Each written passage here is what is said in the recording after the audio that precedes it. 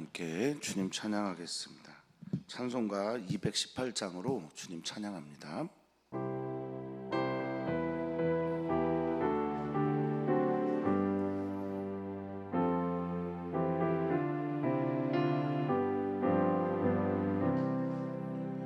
내 맘과 정성을 다하여서 주 너의 하나님을 사랑하라. 내 몸을 아끼고 사랑하듯 형제와 이웃을 사랑하라. 주께서 우리에게 명하시니 그 명령 따라서 살아가리. 널 미워 해치는 원수라도 언제나 너그럽게 살아가라. 널 핍박하는 자 위에서도 진실한 마음으로 복을 빌라. 주께서 우리에게 명하시니 그 명령 따라서 살아가리. 나 항상 주님을 멀리하고 형제를 사랑하지 못하였다. 이러한 죄인을 사랑하사 주께서 몸버려 죽으셨다. 속죄의 큰 사랑 받으리요 내 생명 다 바쳐 충성하리.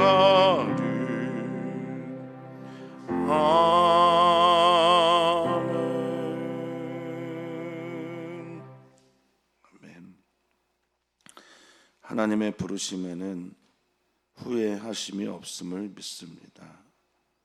하나님이 우리를 부르신 그 부르심의 이유와 하나님께서 우리를 부르셔서 오늘 들려주시는 그 말씀은 언제나 분명한 목적이 있음을 믿습니다.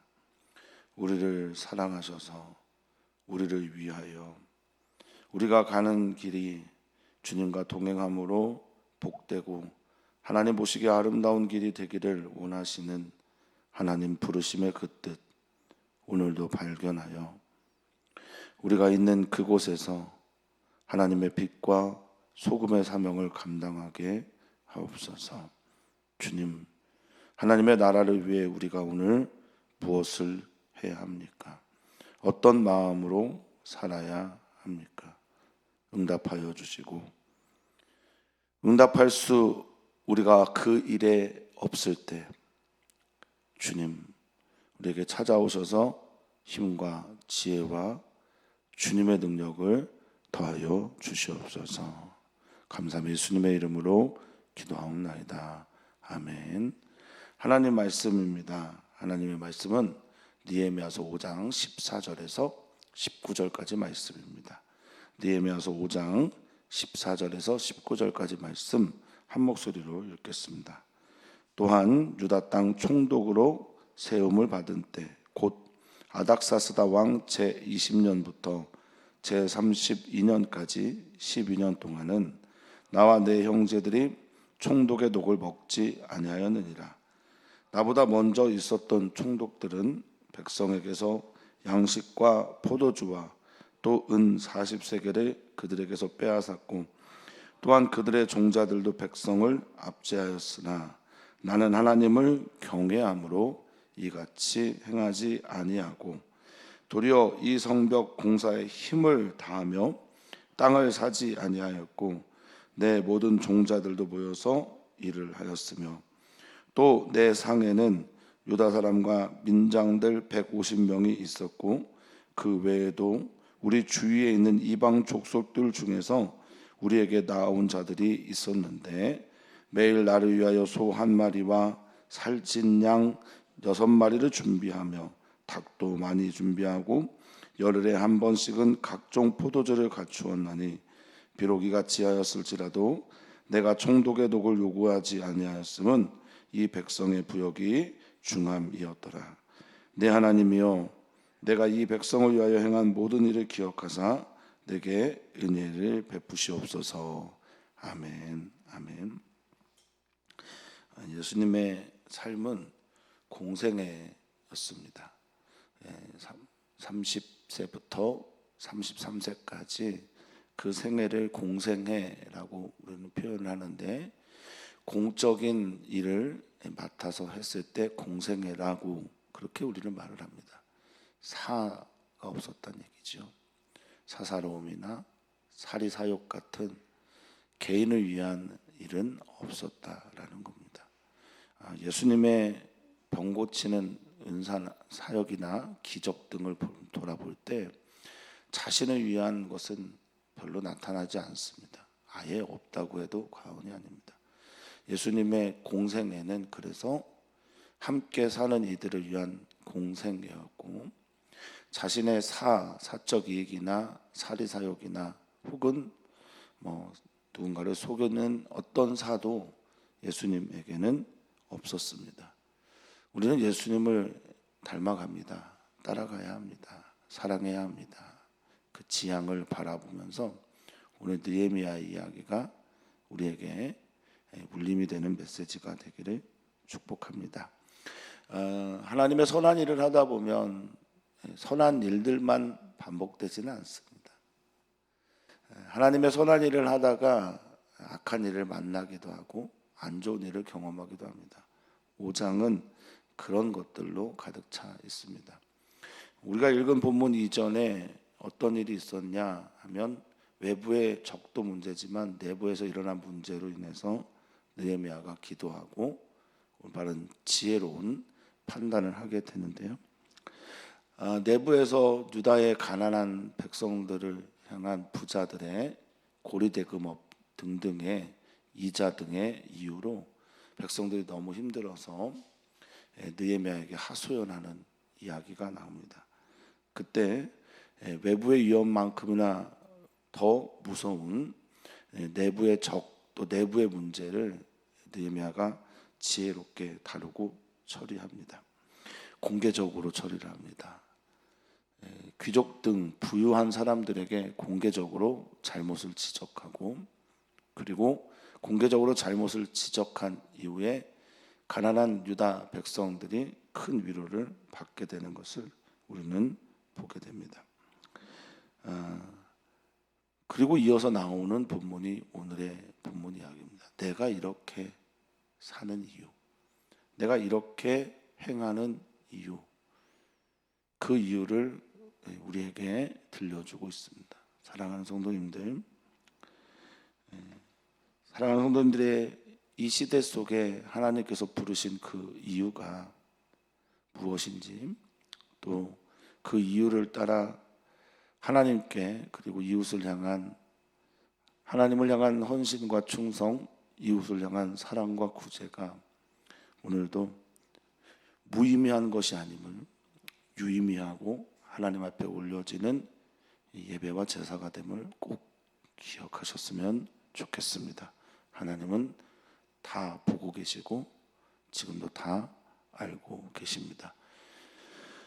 14절입니다. 유다 땅 총독으로 세움을 받은 이후 12년 동안 나와 내 형제들, 느헤미야에게 예루살렘의 소식을 알려준 동생 하나니를 포함한 형제들은 총독의 녹을 먹지 않았다라고 그렇게 말하므로 앞에 있는 부유한 유대인들과 자신을 비교합니다. 대조합니다. 이것은 자기를 자랑하기 위함이 결코 아닙니다. 자기를 드러내기 위함이 아닙니다. 오늘 본문에 흐르고 있는 두 가지의 이야기, 하나는 하나님 경외하기 때문이고, 또 하나는 백성의 부역이 너무 중하기 때문이다라고 하는 말을 예수님의 말씀을 따라 바꿔서 말을 한다면 하나님을 내가 사랑하고 내 이웃을 내가 내 몸과 같이 사랑하기 때문입니다 라는 이야기를 합니다. 거창하지만 하나님의 부르심, 그 부르심의 이유는 다름 아닌 나를 총독으로 부르신 이유는 하나님 경외하고 하나님 사랑하고 이웃을 내 몸과 같이 사랑하라고 하는 그 부르심 때문에 나를 부르셨다라고 고백하는 것과 같다라는 겁니다. 사랑하는 성도님들이 먼저 그 나라와 그 의를 구하는 삶을 살고자 하십니다. 그것은 다름 아닌 하나님 경외하고 이웃을 정말 뜨겁게 사랑하고 공감하는 것일 거라 믿습니다. 함께 동시대를 살았던 부유한 유대인들 뿐 아니라 15절에 보면 나보다 먼저 있었던 총독들, 그들과는 다른 이야기를 하는데요. 많은 성경학자들이 총독의 녹 없이 어떻게 살겠냐 그렇게 얘기를 하는데 아마도 업무비는 따로 책정이 되어 있었을 거라 이것이 동일한 의견들이라 생각합니다. 자신의 사적인 어떤 생활비를 받지 않은 것으로 그렇게 여기는데 다른 총독들은 어떻게 했냐? 그래서 여기서 우리가 좀 난제가 좀 있긴 합니다만 이전의 총독들의 느헤미야도 들어가고요. 느헤미야가 아니라 에스라가 들어가고요. 이전의 총독들의 스룹바벨, 성전을 지었던 스룹바벨도 들어가는데 그들도 다 그런 거냐? 그렇지는 않고요. 성경에 기록되어 있지 않은 다른 총독들, 거기 심지어 유대인 출신이 아닌 총독들도 있었다고 합니다. 유대를 다스리는 다른 총독들은 백성에게서 양식도 빼앗고 먹을 거죠. 그리고 포도주, 마실 것도 빼앗고 심지어 세금도 내게 했다라는 겁니다. 부당한 세금입니다. 나라에서 부과한 그런 세금이 아니라 부당하게 자신의 이익을 위해 뺏는 그런 일들을 서슴지 않고 했고 이런 일들이 계속 반복이 되면요. 이것을 당연하게 여기는 게 사람들입니다. 죄성이라보다는 죄책감, 양심이 찔림이 없어요. 당연하게 생각하는 겁니다. 심지어 그들은 종들을 통해서 사람들을 압제했던 것으로 보입니다. 또한 그들의 종자들도 백성을 압제하였으나 이렇게 보니 본인은 지금 안 하고 있는 거죠. 내가 사람들을 압제하고 다스리는 건 그럴 수 있습니다만 그 종자들까지 그랬다. 가족까지도 또 그의 종들까지도 그렇게 했다. 한마디로 총독뿐만 아니라 총독을 보필하는 신하들도 다 하나님 경외하지 않고 자기 멋대로 자기 마음대로 자기의 이익을 위해 살았다는 겁니다. 하나님께서 우리에게 주신 모든 것들은요 특권 아닙니다. 은혜이며 선물입니다. 하나님께서 주신 거라는 겁니다. 그러면 하나님께서 주신 것은 하나님을 위해 사용해야 합니다. 특권의식에 선민의식에 사로잡혀서 교만해지고 또 높아져서 자기의 이익을 추구하는 걸 당연하게 여기는 사람들이 얼마나 많은지 모릅니다. 이거는 종교계에서만 일어나는 일 아니고요. 정치계, 경제계 어디에서나 일어나는 일들입니다. 뭐가 없기 때문일까? 이 백성을 압제하는 이 샬라트라고 하는 지배하고 통제하고 권세를 부리는 이 일들이 뭐가 없어서 일어난 건가? 사람을 함부로 대하고 마땅히 부과해야 될 세금 위에 다른 세금을 구하고 자신에게 주어진 권력들을 자기를 위해서 쓰는 이 일들은 무엇 때문에 일어난 걸까? 그리고 느헤미야는 무엇 때문에 그렇게 하지 않는 걸까? 15절은 이렇게 말합니다.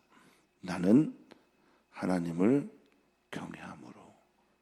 사랑하는 성도님들, 하나님 경외하는 오늘이기를 축복합니다. 하나님 두려워하고 하나님 앞에 선자의 의식, 현존의식, 면전의식을 가지고 코람데오 하는 마음으로 오늘 하루 서시기를 축복합니다.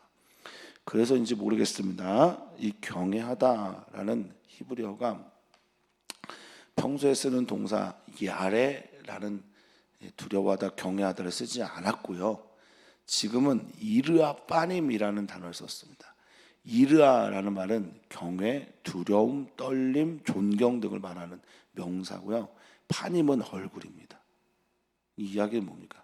하나님 앞에서 하나님의 얼굴을 바라보는 경외감이 항상 있었다는 겁니다. 사랑하는 성도님들의 모든 행위, 사랑하는 성도님들의 모든 말씀들, 선행, 구제, 아름다운 일들도 하나님 안에서 이루어져야 한다는 것이고 하나님 앞에서 이루어져야 하는 것입니다. 또한 우리들의 모든 죄나 눈에 보이지 않는 것처럼 보이는 바로 자판기처럼 열매가 나오지 않는 그런 종류의 죄들도 말입니다. 죄 짓자마자 바로 심판받으면 누구나 다 죄질 때마다 두려워하겠지만 심판이 오지 않는다는 이유 때문에 마치 죄가 아닌 양 착각하고 살아가는 모든 것들도 다 하나님 앞에서의 일이라는 겁니다. 자, 경외하기 때문에 사랑하는 성도님들, 오늘 하나님이 여러분들을 오늘로 부르셨고 오늘의 삶 속에서 각자의 처한 일터와 가정과 장소가 있을 겁니다. 그곳에서 부르신 가장 큰 이유 무엇인지 잘 모르지만 하나님 경외하는 일들이 나타나기를 축복합니다. 하나님 경외합니다. 하나님 경외하는 그 일들이 마주 대하는 얼굴로 하나님 만나고 나도 하나님 앞에서 내 얼굴이 하나님 향해 있다는 걸 꼭 깨달으셨으면, 기억하셨으면 좋겠습니다. 그러면서 본인은 여기에 집중했다라고 합니다. 하나님 경외하기 때문에 하나님이 원하시는 일에 집중합니다. 내가 해야 될 일이 무엇인지 집중합니다. 다른 총독들과는 비교되지 않는 성벽 공사에 힘을 다합니다. 이 하자크라는 히브리어를 썼어요. 꽉 붙잡다, 단단히 매다, 결속하다, 강화하다, 중수하다 이런 뜻을 쓰이는 하자크를 썼습니다. 나 이것만 꽉 붙들고 가는 거예요. 다른 거 하지 않습니다. 이것만 꽉 붙잡고 가는 겁니다. 어떤 성도님들은 교회 안에서 꽉 붙잡고 가는데 그것이 기도인 분이 계십니다. 어떤 분은 봉사인 분이 계십니다. 그걸 꽉 붙잡고 가는 겁니다. 누가 어떻게 살고 어떻게 행동하고 뭐 어떤 관심 없어요. 하나님께서 내게 해주신 그 일을 꽉 붙잡고 가는 삶, 이게 하나님 경외하는 사람들의 특징입니다. 하나님 면전의식이 있기 때문에 하나님 두려운 거예요. 하나님 앞에 있기 때문에 하나님께서 내게 맡겨주신 일을 그 누구보다 귀하게 여기며 살아가는 겁니다. 이게 하자크입니다. 오늘 하나님께서 우리에게 주신 부탁하신 일이 있습니까? 꽉 붙잡으시는 저와 성도님들 되셨으면 좋겠습니다. 사리사욕을 취하지 않습니다. 땅을 사지 않았다라고 말합니다. 하나님 경외하기 때문에 내 욕심대로 살지 않습니다. 여기 있는 땅이라는 게 샤데라고 하는 매우 좋은 땅을 말하는 겁니다. 평원이고 평야고 곡창지대를 말할 때 쓰는 단어를 썼어요. 샤데. 또한 내 모든 종자들도 앞에 있는 다른 총독들의 종자들은 백성들을 통치하고 다스리고 압제했는데 여기 있는 사람들은 모여서 일을 하는 겁니다. 느헤미야는 솔선수범하는 지도자였어요. 자기가 먼저 그렇게 사니까 그의 종자들도 당연히 그를 따라 그렇게 살아간 거죠. 하나님의 일들이 시키는 것으로, 말하는 것으로 확장되어지고 나타나는 것 아니라 삶을 통해 울림이 있고 공명이 되어서 내가 하나님을 사랑하는 그 일이 나의 사랑하는 옆에 있는 사람들과 함께 공명이 되어지는, 울려나는 그런 은혜가 우리 모두에게 있었으면 좋겠습니다. 가르치고 지시하는 그것보다 내가 먼저 하나님 앞에 서는 귀한 성도님들, 아름다운 공동체를 만들어가는 성도님들 되도록 응원하고 기도하겠습니다. 그런데 느헤미야가 이렇게 사는 것은 본인이 뭐 일이 없거나 손님이 없거나 또 쓸 어떤 여러 쓰임새가 없어서 그런 게 결코 아니라는 거예요. 17절에 보니까 밥 먹을 때 같이 먹는 사람들이 150명이나 된답니다. 150명이 한 상에 먹으려면 우리도 150명을 한 상에서 먹을 수가 없는데 얼마나 넓은 장소, 또 식사, 또 식자재 등이 들겠습니까? 거기에다가 우리 주위에 있는 이방 족속들 중에 우리에게 나온 자들이 있다라고 말하는데, 성경학자마다 의견이 좀 분분합니다만 아마도 이것은 외교관일 것이다. 페르시아에서, 당시 이제 페르시아가 통치를 할 때니까 외교사절단을 보내게 되면 예루살렘이라고 하는 지역이 어떻습니까? 교통의 요충지니까 거의 매해 외교사절단이 끊이지 않고 다녔다고 하고요. 그리고 애굽 땅을 관리하고 관찰하기 위한 외교관들이 여기에 같이 있었다고 하는 의견들이 있습니다. 그러니까 이방 족속들 중에서 같이 식사하는 사람들, 그들도 많이 있었던 거예요. 그럼 150명이 아니라 뭐 몇백 명이 같이 식사를 했다는 거죠. 그래서 들어가는 먹을 거리들이, 또 식자재들이 매일 18절입니다. 나를 위해, 여기 뭐 나를 위해 이렇게 먹였다라는 게 아니라 나의 공무를 위해, 이렇게 이해하시면 되겠습니다. 느헤미야의 공무를 위해서 소 한 마리, 매일 소 한 마리 잡아요. 매일 살찐 양 6마리를 또 준비합니다. 여기 준비한다라고 하는 모든 단어, 갖추다라고 하는 단어는 다 아싸, 만들다, 요리하다 이런 뜻을 가지고 있습니다. 닭도 많이 준비하고 열흘에 한 번씩은 모든 종류의 포도주를 준비해야 됩니다. 그러니까 열흘에 한 번씩은 뭐가 지나갔다는 거, 외교사절단이나 잔치 같은 걸 해서 중요한 연회를 열어야 했다라는 겁니다. 그러니까 본인의 일이 많아요. 자기가 총독으로서 해야 될 일, 외교사절단을 초대하고 그들 접대하고 그들과 외무를 감당하는 일들이 많은데, 지금 느헤미야는 관심이 하나님 경외하고 그리고 성벽의 일을 온 힘을 다하여 하는 겁니다. 하나님 경외하기 때문에. 이게 하나님께서 주신 일이라고. 이것도 중요하지만 내가 이런 일들이 참 많이 있는데 내가 총독의 녹을 요구하지 않은 이유, 들어갈 돈도 참 많고 쓸 때 많은데 뭐 이런 공적인 업무비 외에 내가 총독의 녹을 요구하지 않는 것은 18절입니다. 이 백성의 부역이 어땠답니까? 중했기 때문이다. 공감이 있는 거예요. 저 높은 곳에 있는 사람이 낮은 곳에 있는 백성들의 마음을 공감하는 겁니다. 어떻게 이렇게 공감할 수가 있죠? 같이 일했기 때문에 그렇습니다. 같이 성벽에서 몸을 부딪히고 일을 했기 때문에 그렇습니다. 같이 살았기 때문에 그렇습니다. 이 공감하는 일을 위해서 예수님도 우리에게 찾아오셨죠.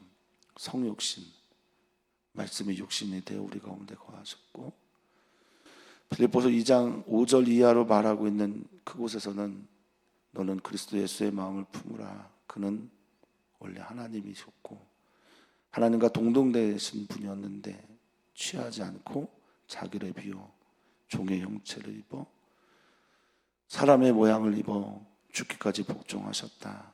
십자가에 죽으셨다라고 우리에게 말하고 있습니다. 사랑하는 성도님들, 공감하실 수 있으면 좋겠고 공감하는 마음을 하나님 아버지부터 구했으면 좋겠습니다. 우리는 때로 들려오는 전쟁의 소식과 여러 민족들의 이야기를 들으면서 기도할 때가 있습니다. 수요선교 예배에서는 벌써 10년이 넘는 시간 동안을 그렇게 기도하고 있는데 참 중보 기도할 때마다 어려운 부분이라고 저는 여겨집니다. 한 번 본 적도 없고 언어도 다르고 문화도 다른 사람들을 위해서 기도한다라는 게 여간 힘든 게 아닙니다. 아니, 아주 솔직하게 말씀드리면 그냥 불가능합니다. 못한다, 이게 맞는 듯합니다. 그런데 주님께서 부어주시는 그 아버지의 마음이 성령께서 공감하게 하시고 중보기도게 하시는 그 말할 수 없는 탄식이 느껴지게 하는 그 은혜가 우리로 공감하여 기도하게 하는 것 아니겠습니까? 따라서 공감은 하나님 아버지께서 우리에게 주시는 은사이며 달란트이며 선물이어야 합니다. 내가 할 수 있는 것이 아니라 주님의 은혜라는 거죠. 하나님을 경외하는 이들에게 부어주시는 마음이 바로 이 공감의 마음입니다. 내가 총독의 독을 받지 않고 이기적으로 살지 않고 땅도 사지 않고 내 종자들이 그들을 압제하지도 않고 오히려 일하는 가장 큰 이유는 이 백성들이 불쌍하기 때문이다. 하나님 아버지의 마음을 엿봤기 때문입니다. 오늘 우리 사랑하는 성도님들에게 이 은혜가 있기를 바라겠습니다. 두 번째, 어떻게 이 일을 했나? 19절입니다. 그는 기도의 사람이었습니다. 그리고 더 큰 것을 볼 수 있었던 사람이었습니다. 내 하나님이여, 하나님 앞에서 하나님 경외하는 마음으로 기도하면서 이 일들을 해냈다라는 겁니다. 내가 이 백성을 위하여 행한 모든 일 주께서 기억해 주십시오. 그리고 내게 은혜를 베풀어 주십시오. 우리가 기도하는 가장 큰 이유 중에 하나는 더 큰 하나님께서 주시길 원하시는 은혜, 선물이 있기 때문입니다. 우리 주님은 우리에게 기도하라고 하십니다. 기도하라고 하시면서 더 큰 것 주겠다고 하십니다. 내가 구하는 것보다 더 큰 것, 내가 바라는 것보다 더 중요하고 필요한 것, 내가 원하고 소망하는 것보다 더 아름답고 꼭 우리의 생명을 살리고 참되게 하는 그것을 우리 주님은 주기를 원하십니다. 사랑하는 성도님들, 그래서 우리는 기도합니다. 내 것을 구함이 아니라 주님의 은혜를 구하기 위해 우리는 기도합니다. 보았기 때문입니다. 느헤미야는 봅니다. 내가 지금 행한 일보다 더 큰 은혜를 베풀어 주실 주님을 봅니다. 주님의 손바닥에 새겨질 나의 선행과 나의 일들을, 구제 일들을 보게 됩니다. 오늘 사랑하는 성도님들, 하나님의 부르심에는 후회하심이 없습니다. 오늘 이 예배 시간 하나님이 우리를 부르셔서 우리를 세운 그 자리에서 하나님 경외하고 우리에게 허락되어진 우리가 살피고 돌보고 기도해야 될 이웃들을 위해 공감하고 그들을 긍휼히 여기고 그들에게 하늘의 사랑을 베풀어 주는 주님 닮은, 예수님 닮은 그리스도인으로 오늘 승리하시기를 축복합니다. 기도하겠습니다. 우리는 기도합니다. 오늘 말씀 붙들고 기도하고 오늘 우리는 기도합니다. 우리 사랑하는 성도들을 위해 기도할 때 남성교회, 여성교회를 위해 기도합니다. 이번 돌아오는 주부터 추석 연휴인데 가족이 모였을 때 가족이 하나 되어 하나님 바라보는 일들이, 하나님 나라 일들이 나타나도록 기도합니다. 남성교회, 여성교회를 위해 기도하며 다시 복음으로 세워질 교회를 꿈꾸며 기도합니다. 다시 일어나 예수님의 사람으로, 예수님으로 충만한 사람으로 살아가게 될 것을 위해 기도합니다. 주님, 예수님 닮고 싶습니다. 예수님처럼 사랑하고 예수님처럼 기도하고 예수님처럼 믿고 싶습니다. 언제나 하나님 앞에 선 의식을 가지고 사셨으며 하나님 사랑하고 경외하셨기에 만나는 이웃들을 외면하지 않으셨던 그 예수님의 사랑을 본받고 싶습니다. 당연히 이기적이고 당연히 안으로 굽어진 마음들을 가지고 살지만 주님, 주께서 우리의 은혜를 덮어주시고 주님의 사랑을 입혀주시고 주님께서 우리를 얼마나 사랑하셨고 크신 사랑으로 우리와 함께 하셨는지를 우리가 믿는다면 주님 경외함으로 이웃을 사랑함으로 오늘을 살아내는 우리 모두가 되게 하여 주시옵소서. 감사합니다. 예수님의 이름으로 축복하며 기도하옵나이다. 아멘.